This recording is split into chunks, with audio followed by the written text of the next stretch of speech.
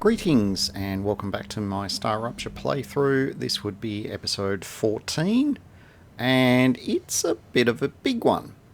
Now the duration is, at a glance, it would seem maybe a bit longer than my average, StarRupture episode so far, but it's been reasonably well established in previous episodes that I tend to record, I'll say 50 minutes to an hour, and then turn that into an episode. And, well, on the surface of it, we appear to have an episode that's about an hour long. So, conclusions can be reached. Aha, but those would have a small flaw in them. This episode, I was a bit disappointed with how much, travel and how much time I spent in the early part of it just unlocking new tech or just inserting stuff into the recipe station. And you can see I'm doing an awful lot of this in the background at the moment. Because that made it a little bit of a dull-ish kind of episode from an action standpoint, by the time I reached the what would normally be the logical conclusion of my recording session, aka the next wave, I thought, no, I can do better than that. So we're actually effectively having 2 days worth of action as part of this episode. So we are going to have a wave, but it will be around about the middle of the recorded duration. It doesn't end up being about the middle of the episode though, and there are some very good reasons for that, which we will get to a little bit later. For the moment, as indicated, we are essentially wanting to get a bit caught up with the products that we can already make. We need to get those into the relevant recipes. And, oh yes, an inventory upgrade. Have a look at this. Alright, so this is our current inventory. It's 4 rows. When we click this little fella, it says it adds 8. Well, 8 slots is 1 inventory row, so it's added an extra row at the bottom. That's going to be absolutely awesome when we get back out into the world and do some more exploring, because we're going to be able to pick up a lot more fancy and awesome stuff before we risk running out of inventory. We're just doing a bit of a recap here on what our next unlocks are. Some of them, as I've established many times before, it is important to keep pushing all of them forward, but I would say the most important one that we need to work towards now is that Selenium goal, which is to unlock the Mega Press. But we're not there yet, and I believe we need to do a bit of messing around to essentially get some new stuff, and we may even need some new blueprints in order to be able to advance that goal. So we'll get to those things in due course. For the moment though, I'm just going through and I want to try and get a little bit ahead. So yes, there's a lot of blueprints there that I was looking at which we don't actually have the blueprint for, but that doesn't stop us inserting products in there for the products that we already have. So that's what we're going to do. We're going to run around, pick up all the relevant bits out of our factory and insert them into the relevant recipes in the recipe station, so that when we do get the blueprint, we're not chasing our tail. And we've had a lot of tail chasing over the last couple of episodes. Apologies for that. It's just, I guess you could say it's just the downside of the way I've chosen to do it. It doesn't matter which way you kind of approach your bases or your development or your, do you want to spend 6 hours straight just building out the most perfect factory ever without ever really stepping out the door and doing much exploring, or are you trying to be a bit more action centric like I have? And the cost of that is I've kind of neglected my factories a little bit. So we've kind of reached the point now where we just need to suck it up and we need to do a little bit more work, and that work is coming in the form of bit of catch-up work in the recipe station. Now, in terms of other catch-up work, we have some more war bonds. And with those war bonds, we are buying the assault weapon. Technically, I think you could call this a squad assault weapon, or SAW. It has a fancy name, but the gist of it is a belt-fed space marine version of an M249, if you happen to know what those are. The default configuration of it is it obviously fires a higher, like a larger round, a heavier round than the normal assault rifle. So it comes with a lot more recoil, and of course it's a lot heavier and it's a lot slower to reload. But the good part of it is it's belt fed. So it has a 110 round magazine, which is very, very, very useful when you... Yeah, there's no other polite way of terming this, but basically when you get in the shit, this assault rifle, or the squad assault weapon, is just the bomb when it comes to dealing with a whole bunch of stuff that just has to die before you need to reload. And we're going to get plenty of use out of that in the future. I can't remember if we get to use very much of it in this episode, but we are going to discover that together as we get on in our efforts. And speaking of efforts, we're going to continue to stick stuff in the recipe station, and we are going to check back in shortly when we've got all of that kind of done.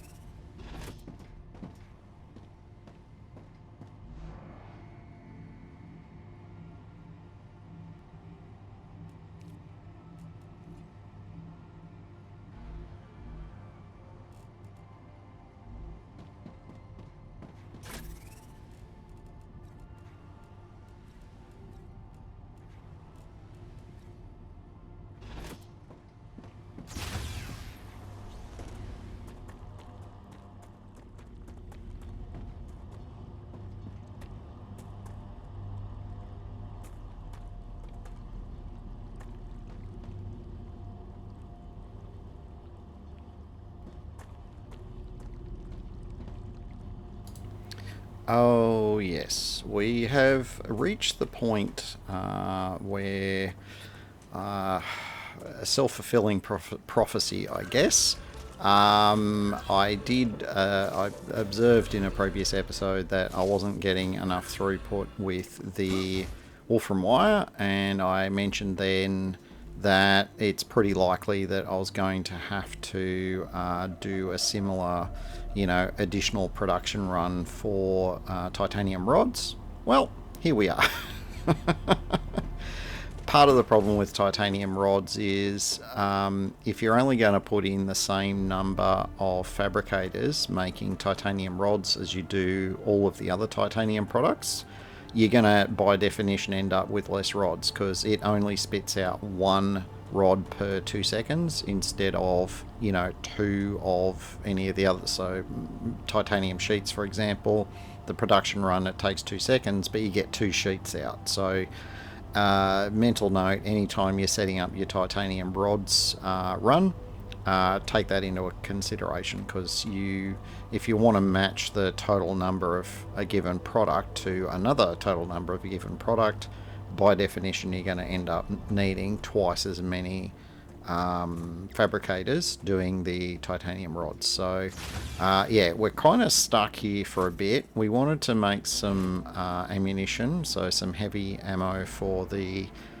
squad assault weapon, but yeah, we need titanium rods to do that, and we don't have any.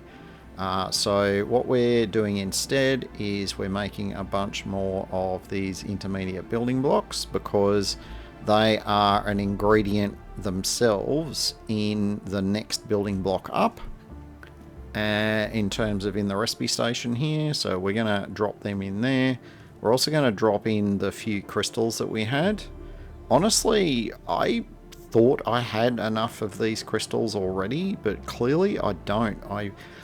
Now I think about it, I don't think I've actually run that many caves, and a lot of the early caves that I was running, I completely forgot to mine the crystals. So the fact that I've only got 15, or had 15, shouldn't surprise me as much as it does. So we're going to need to start raiding some of those caves. I'm going to say quite urgently, because we are going to need a decent amount of those tier 3 building blocks. I won't say immediately, we've got some tech to upgrade before they become necessary, but when we get to wanting them, we're going to want a lot of them. And I'm not going to spoil what they're for, but it's something that's super important depending on, well, actually not even depending on your point of view. Trust me, it's going to be worth the sacrifice. But for now, that one's just going on the back burner. We just need to make a mental note to raid some caves and get plenty of crystals. Luckily, there's a bucket load of caves around. I just need to make it so that I log out close to as many as I can when a wave comes, and I know exactly where I'm going to do that. I just need to align my planets a bit better than what they have been. I've been ending up logging out at bases where I don't need to do anything immediately at the base, and that I'm a bit too much of a run from the nearest cave. So I'll do better, don't worry. There's a plan that's in the works, and hopefully I can get it done in the next couple of episodes, but I'm not I don't think I'm going to be in a position to do it next episode, but I'll maybe line it up for the one after that. So stay tuned for that little bit of action. Yeah, pretty much that's where that bit is at. Where are we up to now? We are, we are making a few basic building blocks, because I did a bit of a cleanup. I've cut pretty much all of it, but we had a lot of extra stuff. As you can see, we've still got a lot of extra stuff in these chests in the base, and honestly we don't need to be hanging on to all of it, and I was starting to run out of room, so I spent a little bit of time there just doing a bit of a cleanup. We did manage to get a few more rods. We were able to make a little bit of ammunition for this big fella, and now we can load him up, and yep, boom, 110 rounds. And you can do the same trick with all the other weapons. You get one in the chamber, so you can, in this case, you end up with 111, and we're kind of good to go with that fella.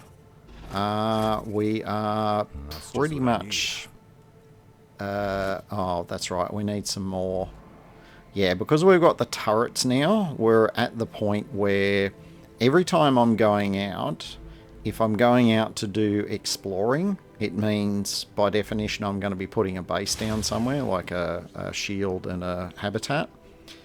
And to protect that, I'm going to want to drop, you know, 1 or 2 turrets down, and they're going to need ammunition. And it's not worth putting like 50 rounds in there or something like that. For me, it's overkill or nothing. So I'm going to load them up with as close as I can get to 900 rounds. And that is just how the cookie crumbles. So we're grabbing all the bits that we need to make a bucket load of standard ammunition, and I think that should put us in a better position for what's going to be coming up a little bit later in the episode.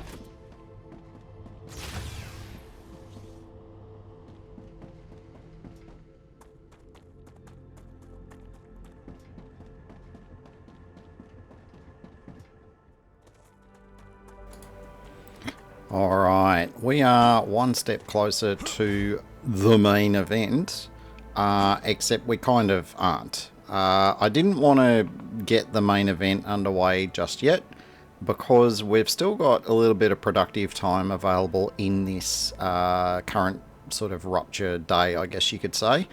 Now, there is all of this titanium literally just across the valley from our two existing bases. And we already placed a habitat and a shield here ages ago as a base of operations for raiding that abandoned base up on the hill. The positioning of that base was very deliberate because I fully intended to come back and take advantage of this titanium or series of titanium veins when the time came. And, well, you know, the time is here. I've identified that we're going to need a lot of sort of titanium products to further reinforce what we're producing at our main base there. And given we've got just titanium nodes here, it just kind of makes sense to do it. And the reason why I hadn't bothered spending the time to set it up prior is we didn't have the cargo dispatcher and receiver. And I wasn't going to set this up and then have to belt the products or rail the products all the way back over the other side of the valley. That just didn't seem like a great idea to me. And so that's why this habitat has pretty much been sitting here scratching its chin, waiting for me to pull a finger out and actually come over here and get this set up. So here I am. Finger has been safely removed. And we are going to get ourselves a bit of a titanium setup going. First thing is obviously get the miners set up, which we've done. Next, we're going to want some smelters to get our, to get our bars from the ore. And then from there, we're going to be branching out into a couple of different products. The net result of this particular setup is going to be pipes. So eventually, and I have to use that word because we don't manage to get there in the context of this episode, it was just going to be, I'd sort of reached my threshold in terms of how much time I was prepared to spend, you know, building bases and doing anything except shooting vermin.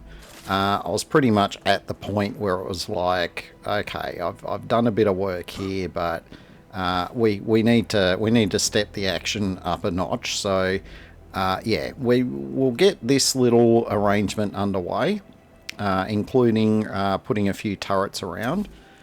You'll notice at this point I haven't put any power generation down yet. That's intentional because I'm trying not to attract vermin from further up the hill. I don't know that there is any for sure, but there usually is some spawns around that base, and there are some spawns at the bottom of this valley, like in that ravine. So I don't want to risk attracting any that are there by throwing down a bunch of power generators until I'm actually ready.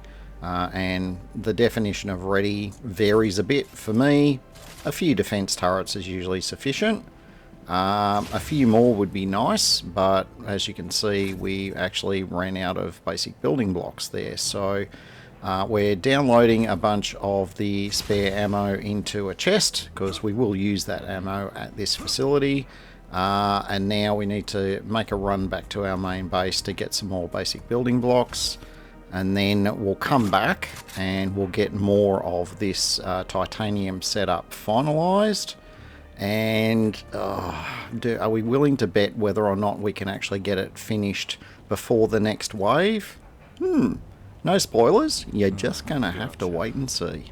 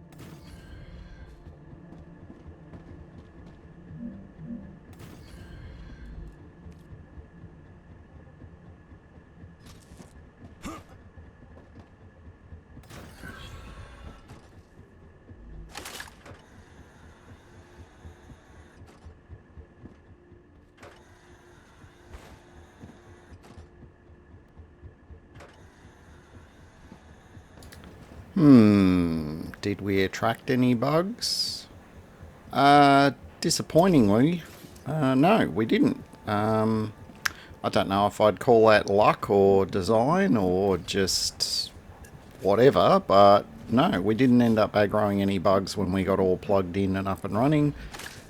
So we'll take that as a minor blessing. We're throwing down an extra turret there just in case. But at this stage, I think we're pretty good. I think we'll just pick this one up just because it doesn't really have much of a firing angle. And we're going to move it down here next to where the miners are, because the miners are more likely the things that are going to come under attack first. So having a turret down here to defend their honour, so to speak, is probably the best move. So we'll get that one ammoed up, and then we need to try and get power down here. And I mean, we need to do that kind of anyway, just to get the miners running. So we're just going to do like we did up the top. We're just going to set up a couple of rail pylons, not linked to the existing network. We're just going to put it next to the existing network, so that when we get power to the existing network, this turret will get powered up as well. So we're just putting a little run through here, and boom. Alright, so that's all linked up. Now you can see the rail is still red. That's because we don't actually have any power coming down here yet, but we're gonna get that sorted soon, and I think from there we'll start working on getting the smelters in place. And look, if we're lucky, we'll get a whole bunch of the fabricators going as well. So let's see how we get on with that one.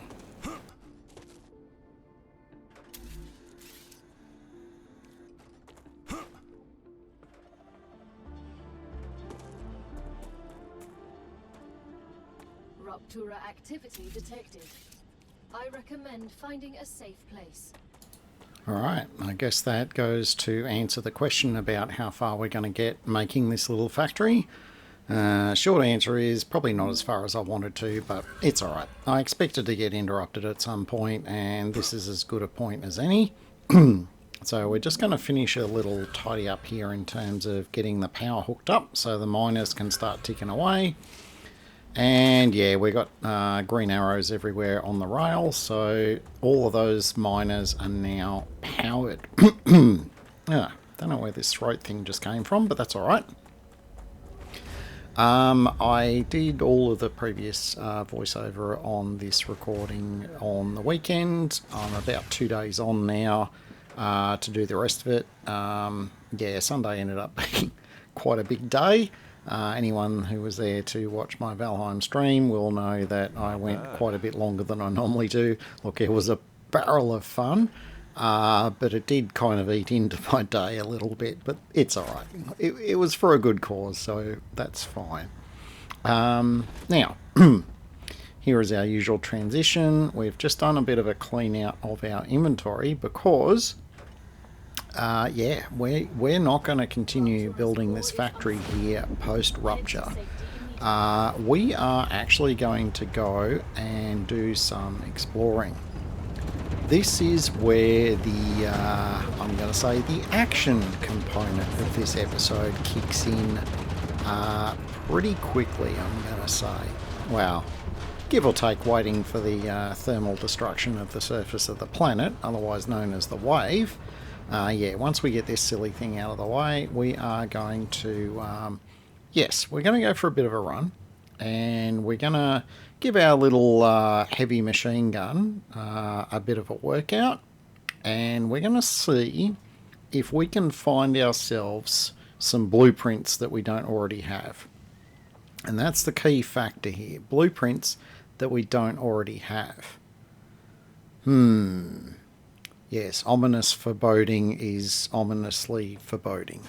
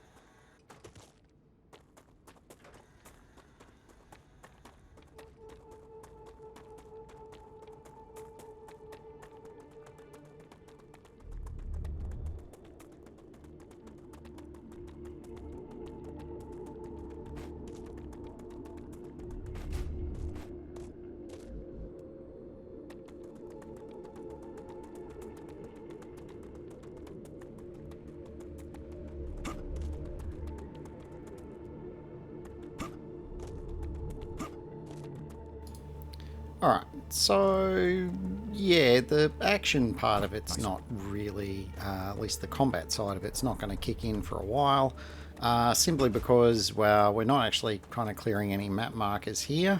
By leaving immediately after a wave, the intention is obviously to clear out some abandoned bases. So we're going to head on to the first one. We've been a bit slack in terms of being really thorough with picking up bodies and crash drones. I'm going to see if we can do a little bit about that as part of this session, but overwhelmingly I want to be clearing bases, and to clear as many as I can while we've got this, you know, window of opportunity. We're going to delete that little infection nodule there. I'm surprised that that is still active but after a wave, but it only seems to be that way with the map ones. And the map ones don't infect you, so it largely doesn't matter. But for, you know, bases like this, actually this one isn't a base that's infected. This one's just a pretty bog standard base, not, you know, just maybe just the usual amount of vermin attached to it. The trick with this one is down below you can see like brown shriveled weeds. Those, when they grow back, they're the ones that sap your energy. And so this one is more of a fight just to not fall off the platform and get, you know, bogged down by the energy draining weeds. It's not that hard to avoid. I mean, there's plenty of platform to stand on, but I mean, some of the bugs do have a habit of, knocking you around a bit sometimes. So, yeah, there is that. But this area is still arguably reasonably close to the starting area. Certainly compared to some of the later bases, yeah, this one is right in the neighbourhood. So it's bound to be a pretty straightforward base. And that's mostly why I thought, oh, look, I'll hit this one up as my first port of call with this run. Just because there's not really a big downside to, doing it now versus doing it when the bugs are around. It's a little bit of a challenge either way, but honestly, you're not losing anything at all.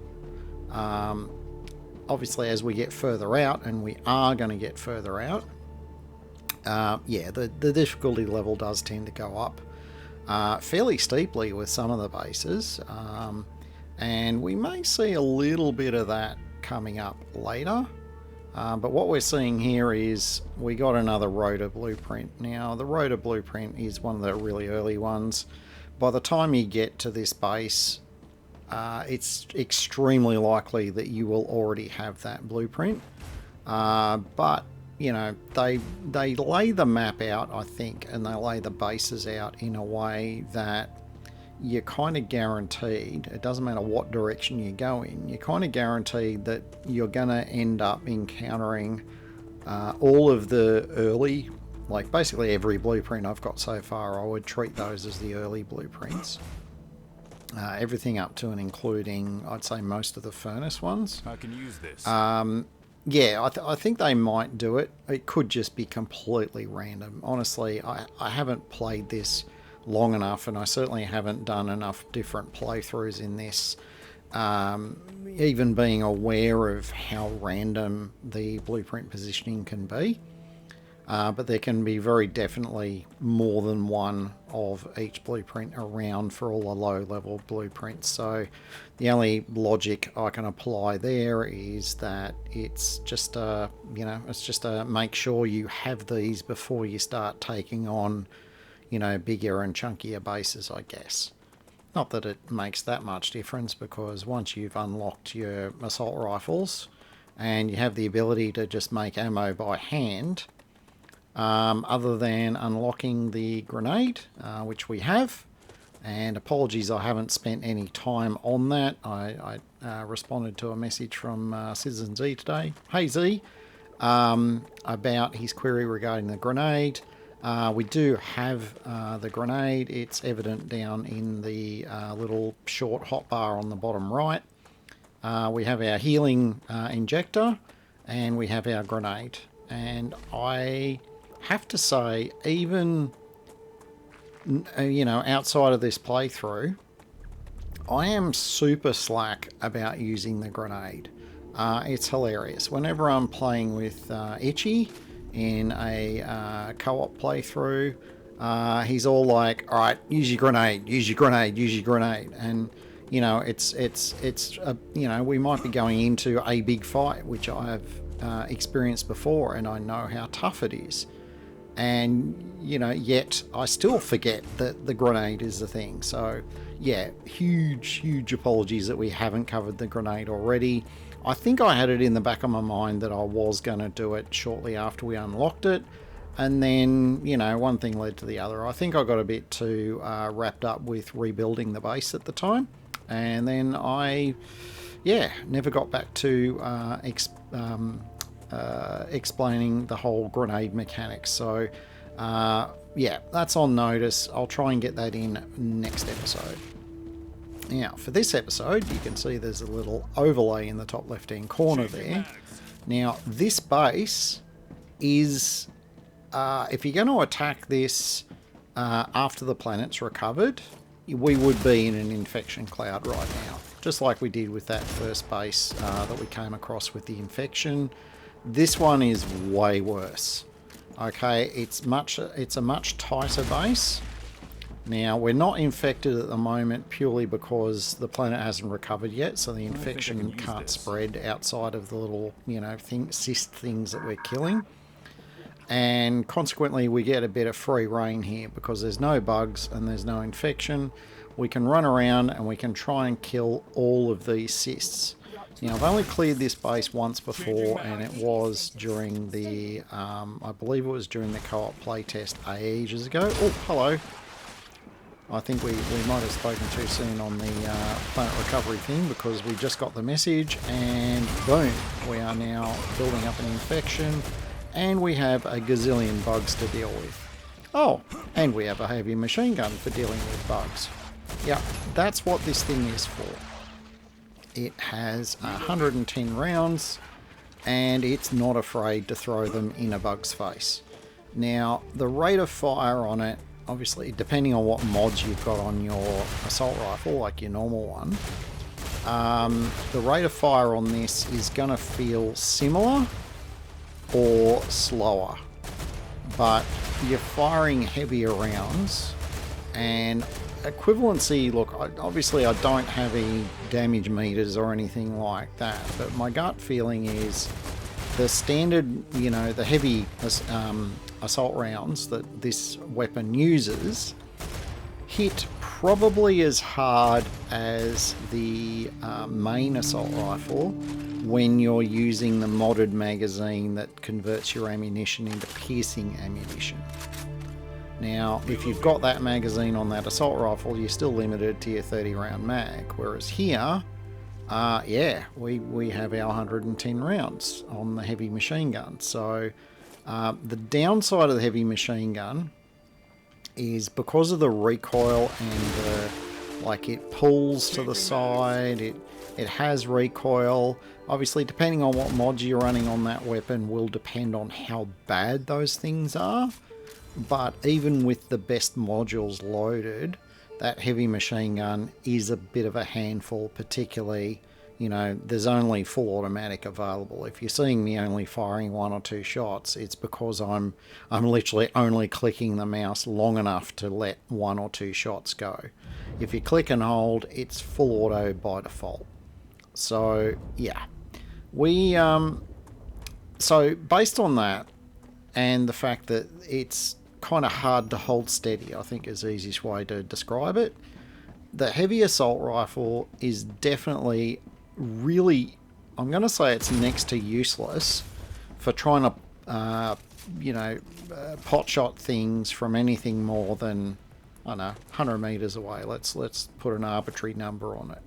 Like from here to that tower over there.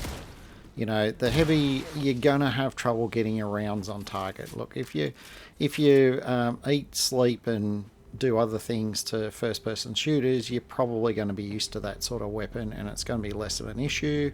But pretty much for everyone else, you're going to find that this weapon, this standard assault rifle that we're using now, regardless of the mods you've got for it, it's going to be a lot easier to be shooting things at longer ranges. And indeed, you can mod this thing up to make it actually really good at long ranges. So with that in mind, yeah, heavy machine gun is when you're getting overrun and you have a lot of bugs in front of you and they need to be dead yesterday. Pick nothing else other than the heavy machine gun, because it's going to give you 110 rounds of vermin juicing satisfaction before you have to reload. And yeah, the reload's a little slow on it, but if you've just unloaded 110 rounds into the bugs that are in front of you, chances are you've probably granted yourself a little bit of breathing room to change the mag anyway. So yeah, that's just my thoughts on the heavy machine gun, the squad assault weapon machine gun. Now, back to this little scenario. We're still going on destroying our infection sources. I thought there might have been another one down here, but there isn't. Now, the other problem that we're finding, and I wasn't aware that this was a thing, the vermin are actually able to stab us through the roof there. Like the floor that they're standing on. We were taking damage because they were stabbing us through the floor, and I thought, that's a novel mechanic. Definitely not going to forget about that in the future. And we're still taking damage. There we go. Yeah, it was a bit odd, and I was a bit taken. I was a bit what's the word? Taken. I wasn't prepared for it. and we only just got our heal off. Using the heal is, you're gonna, don't be shy about your heal. There's a lot of scenarios, this was a great example, where your heal is gonna save your bacon. You've just got to recognise that, not to wait until you get down to, 1 hit point and you're still potentially in harm's way. You really need to start the kind of charge up sequence, because it takes, I don't know, 3 or 5 seconds or something from when you click to when you're actually doing the injection. If you interrupt it, you got to start that process again. In the heat of battle, trust me, I have managed to interrupt that sequence on multiple occasions, because you get distracted and you think, oh, it's already healed me. Then you look down and realise, no, it hasn't. And so, yeah, that's the healing module. Now, as you can see, the H button underneath the healing module in the bottom right hand corner there, just underneath the little plus icon, you can see the H button is not there anymore. And we've got a little progress indicator on that icon.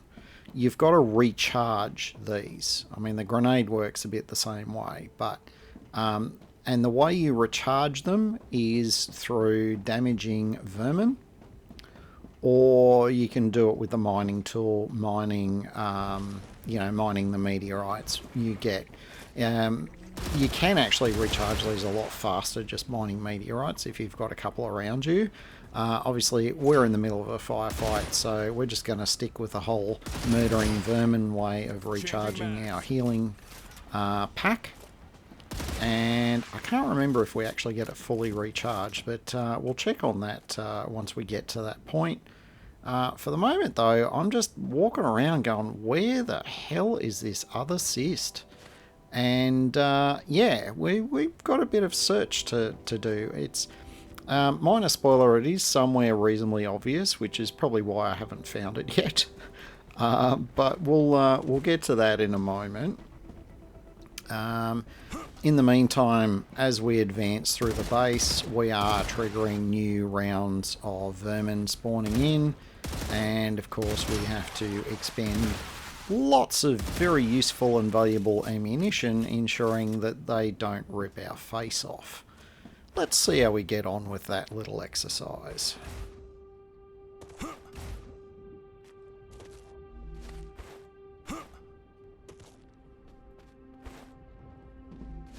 Yes.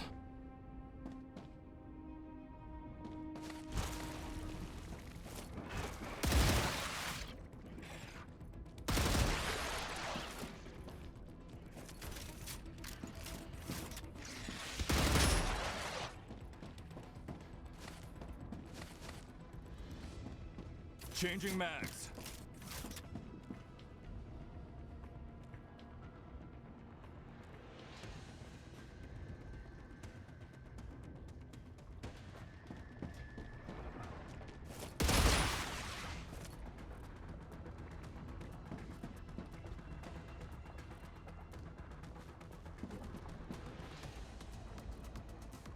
Reloading.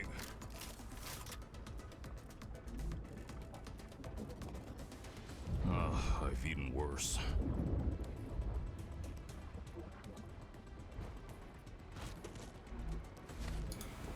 Woohoo! And look, our infection is blinking. It's blinking, and we've got some vermin here to deal with. But have we got the last of the cysts? No. I would have thought that was the last one, but apparently it wasn't. Yeah, anyway, our healing for this fight, we've just been eating grubblers, and everyone will remember that grubblers are 86% edible. I needed some air. I was suffocating. It's so nice up here. What are you doing? Don't take that off!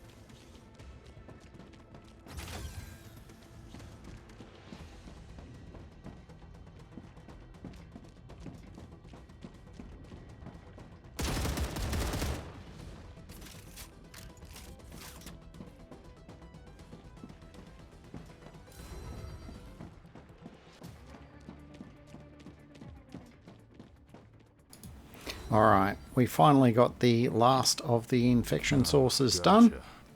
And it turned out the magic number was 16. I honestly couldn't remember. By the time you clear this place out, you've dealt with so many vermin and so many of those cysts, and, well, there was the vermin that was keeping us in combat. That's why we had the combat music going in the background for so long.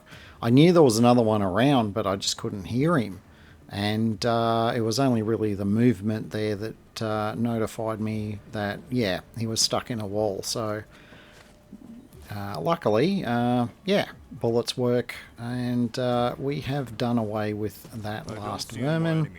We're just going to pick up a few more little bits of debris from here. Looks like we've cleared it all out. Not quite. Alright, I think that's pretty much it. We're going to clear out of this place, and we're going to head on to our next destination. And yeah, there is actually quite a few abandoned bases up in this direction. That big thing on the horizon there, we're going to be going there one of these days, but it's definitely not today. That place is pretty hardcore, but it does, like, there's a technology level requirement for us to access it. I'm not going to spoil it with any additional info beyond that, but we're going to be a while before we actually have what we need to be able to go into that place. And oh, that place is huge. I mean, I can't wait to go back in there again. It is really well done. It wins on the super creepy. It wins on the you know, bugs in your face. It ticks all of those boxes, and it gives me a bit of a mixture of Aliens and The Expanse, kind of Eros incident type feelings to it. So yeah, that's that I'm gonna say that will actually be, I'm already comfortable in saying that's going to be a pretty big episode, that one. It is a big place. Even when you know where everything is, it's going to take a while to clear it out. So yeah, we'll try and leave our calendars open for that one, but yeah, no date on exactly when I'm going to be able to get access to that, so stay tuned.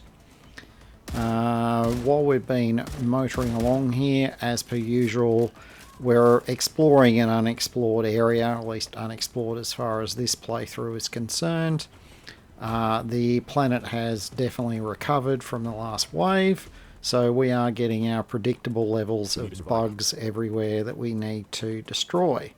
But that's okay. We're also getting some serpent root, we're getting some crashed drones, we're getting some bodies. It's a good time all round. Now, speaking of a good time all round, this next base, yeah, this one's actually not too bad. Now, I'm debating putting a shield down here because, well, we took a while to clear out that previous base, and I'm actually worried that we might get another wave. We're still a fair way off, but the further out we go, the more bugs there are inherently attached to a given abandoned base, and the longer they take to clear. So yeah, I've decided that yes, we are going to throw down a shield and a habitat. Now this is in a new area which we haven't fully cleared yet, so building this, yep, here they come. Building this always attracts whatever vermin is nearby. So we've got a bunch of these little green spitters. I hate these things en masse because they really, you know, you've got to keep moving, but they're also a very small target. So you've got to either stand your ground and shoot them down quicker and take a bunch of damage, or, you know, be a dodgy McDodger and potentially spend 3 times as much ammunition trying to kill them off. So yeah, we ended up with the stand and fight option. Looks like our shield managed to take all the damage, so we're all good. Any more bugs? Calling any more bugs? No? No more bugs? Alright, well, I've learnt my lesson out here, because this is the location where I first had to ride out a wave in an open airlock because the shield had been infected. And I'm not in a hurry to repeat that exercise, so anytime I come out here, or indeed further out, I don't just put up the habitat and the shield. I also erect at least one defense turret, and we put whatever ammo we've got on us in there as well. Ideally we want to max it out at 900 rounds, but honestly, for the moment, if we only manage to get 300 or 600 in there, it'll do for now, and we can just top this off next time we come through. Now, the other advantage of putting this down is even with our increased bag space, as you can see, we were running out of room just after clearing that one base. So having these habitats around with an analyzing station in them means you can clear up your bags a bit. Not to mention throw down a personal storage or two, and then unload any of these extra lems or anything that's not going to stack, really. We also dropped our war bonds off. So now that we've got this all set up, we're going to go up here and pop some rounds in our defense turret. Yep, we got enough there. We're going to put in a full 900 rounds. Who knows? By the time we're on our way back here, we may have some friends chasing us. Who knows? For now, we're going to clean up all the bug bits because they're quite nice for research. We're going to keep grabbing serpent root. And we're going to solve a bit of a mystery. This is the moment where I realised that I had it wrong as far as these sulfur plants go. These sulfur plants, they only grow their fruit when the planet's recovered. Their fruit is called a soul heart. It has uses. We're not at a point where we're really going to get much use out of having one or two of them. We're going to have to gather a bunch, but yeah, they're only around when all the other plants are around, which means you need to be able to run into the sulfur to pick them up, and you need to be a bit careful about that because the corrosion kicks in, and if you let that get too high, you are going to start taking a lot of damage. So having the lem that reduces corrosion damage is going to give you more time in the sulfur before you start reaching the point where you might die.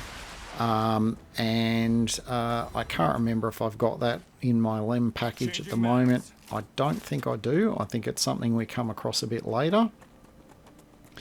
But that's the way to do it, and then that way you can get in and out quickly, grab what you need, and not have to take a bunch of damage doing it. So yeah, that's those little fellas. Now, in terms of little fellas, we have a bunch more of these vermin that we need to deal with as part of clearing this base. So we're going to get on with that, and we're going to see... yeah, we're going to see how many of these little sods we're going to have to deal with at this particular base.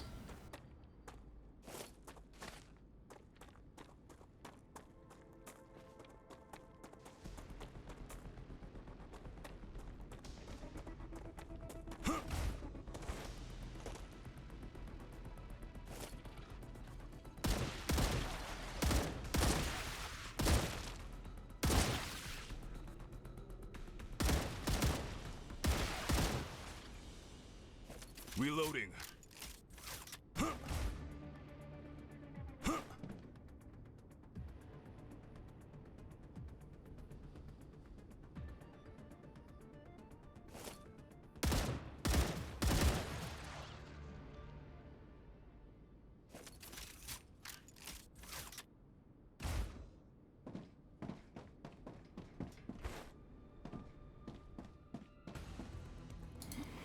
Alright, here we are grabbing some fat loots, and it's tubes.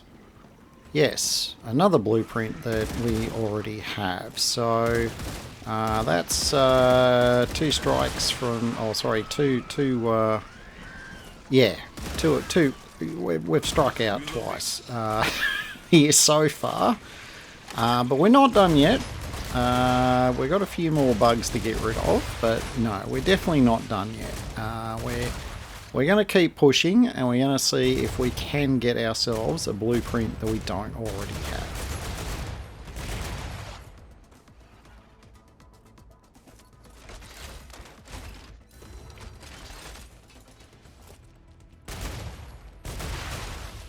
Reloading.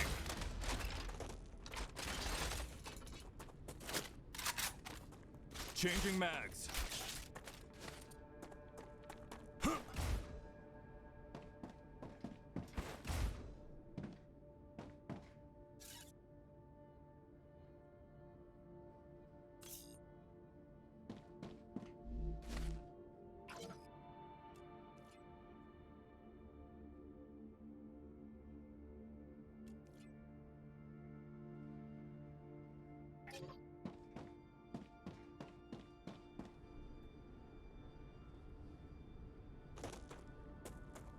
I can use this.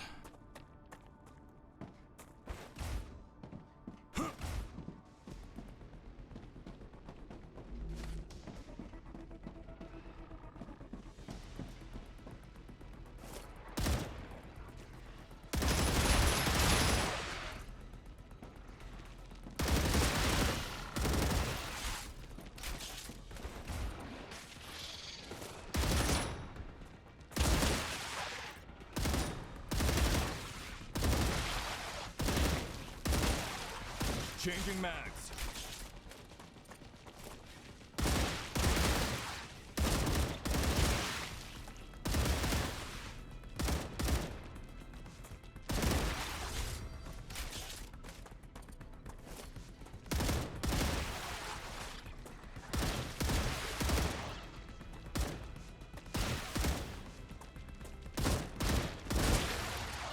Changing mags.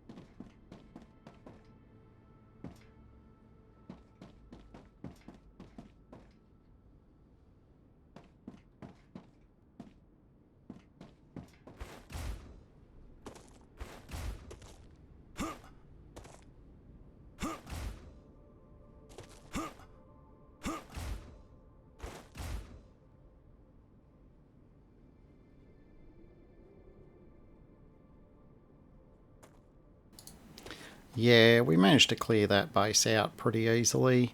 Few waves of bugs, but they're not particularly hard ones. There's the green spitters, and the rest are just, you know, ticks, and the ones that are a little bit bigger than the ticks.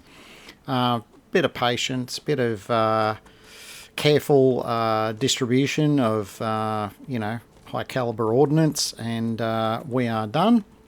Now we're going to duck into the sulfur here just to see if we can get some more of the soul hearts. And we're not going to do it while we've still got a bit of corruption on us, or corrosion I should say. So we're going to wait until we're fully recovered, and then we're just going to dash in, grab some, and then dash out again before we start taking any damage. So we managed to do that one alright. We only got about 3/4 on the old corruption. Oh, I keep saying corruption, it's corrosion meter. And, well, I'm thinking, oh yeah, I'm doing alright on that. Let's do a quick run in. We'll grab that one. And we'll run out again. And, yeah, that was okay. Pretty successful. Just waiting for that corrosion indicator to finish running down. Yep, we're back to recovered. Now we're going to do a bigger run. And this is pretty much what you need to bear in mind. Oh, actually no, we get out in this one. It's alright. I'm thinking of another time I went running in there. Yeah, you've got to be really careful when you're picking those.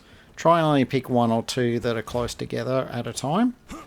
Because the longer you linger in there, yeah, the nastier it's going to be the minute you start taking damage. So, yeah. Alright, so we're going to empty out our research items here. We'll drop all the bug bits in there as well.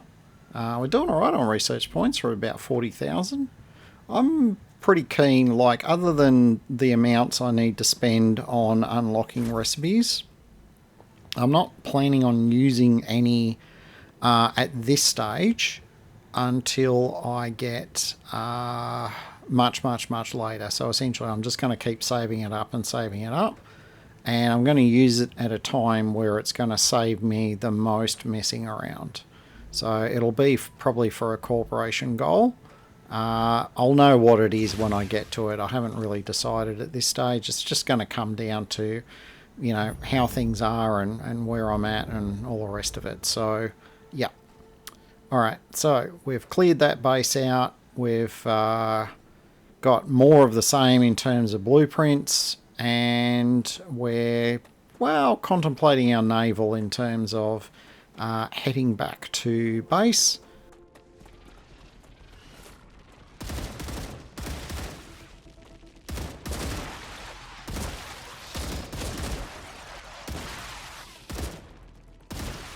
Changing mags.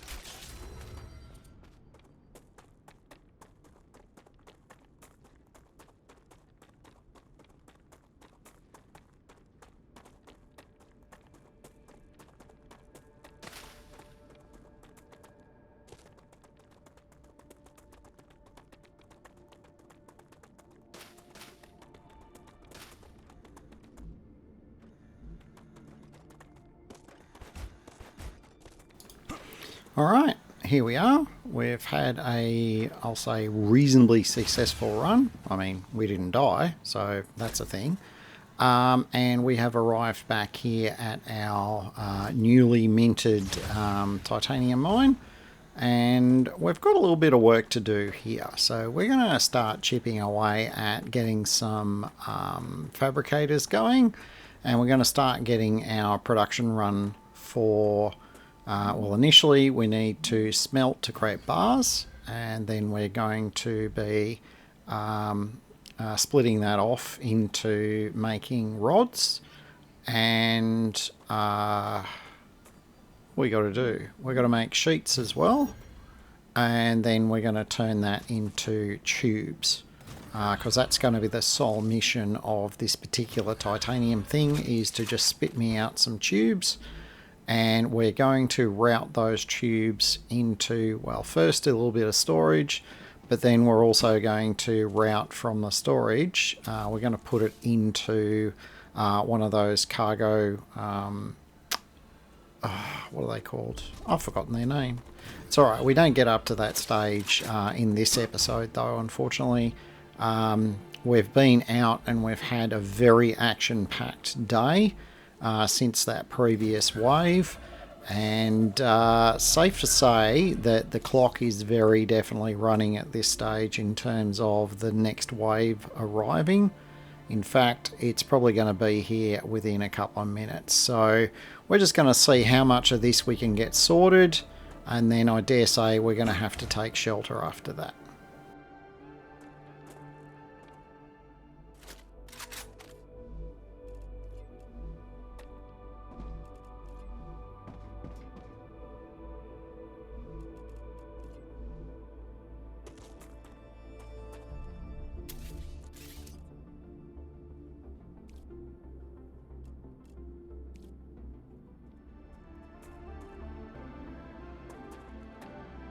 I'm detecting increased Ruptura activity. Prepare for a wave.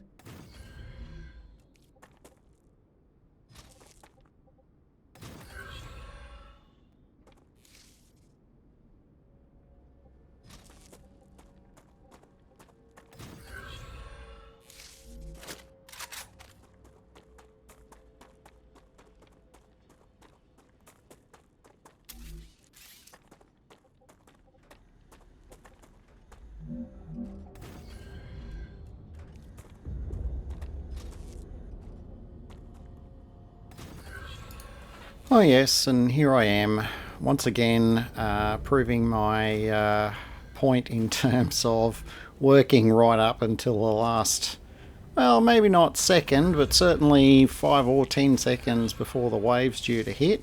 I was pretty keen to try and get this all plugged in and up and running, but I was very conscious that I probably wasn't going to have the time to do that. And yeah, I've waved the little white flag and we are heading up to take shelter.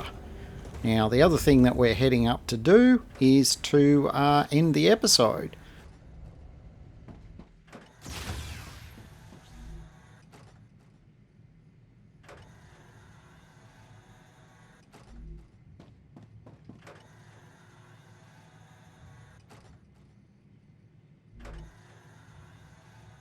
If you've enjoyed this episode, please don't forget to give me a thumbs up. And look, if you enjoy my content in general, I would appreciate you subscribing if you're not already subscribed. Until next time, my name is Rudimentary Rob.